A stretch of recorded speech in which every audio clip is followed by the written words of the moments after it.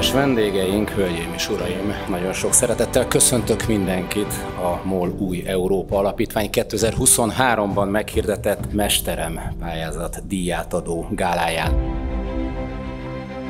Visszagondolnak a saját iskolájukra, akkor sohasem módszereket vagy technikákat idéznek föl, hanem a tanárokra emlékeznek, azokra, akiktől kaptak valamit, azokra, akik elindították valamiben, és olyan dolgokat kaptak, ami útravalóként vitt tovább, illetve amitől kinyílt számotokra a világ, és legfőképpen saját magatokat tudtátok kinyitni ezzel.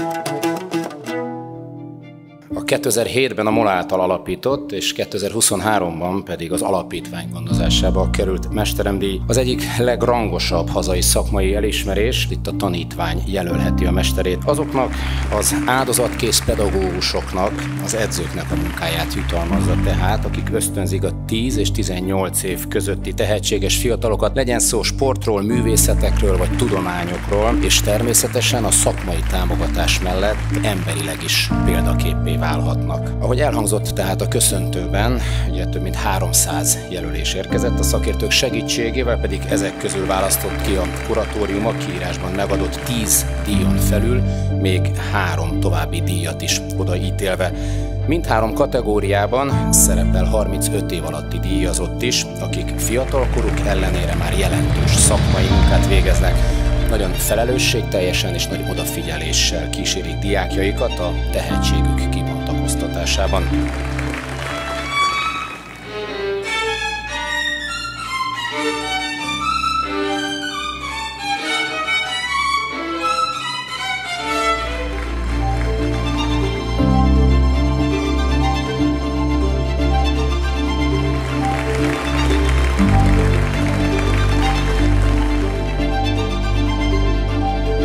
Nagyon megható volt látni azt, hogy ezek az emberek, akik tényleg önzetlenül a háttérben dolgoznak, és azon dolgoznak, hogy a jövő nemzedékét kineveljék tiszta szívből és szeretetből, ezek az emberek mennyire hálásak azért, hogy elismerik őket. Szerintem nagyon fontos, hogy elismerjük azokat, akikre nem kerül reflektorfény, és ezért is nagyszerű ez a mesteremdíj, és hálás vagyok a MOL-nak, hogy ezt elindította annak idején, hiszen én nem nagyon találkoztam ehhez hasonlóval az országban.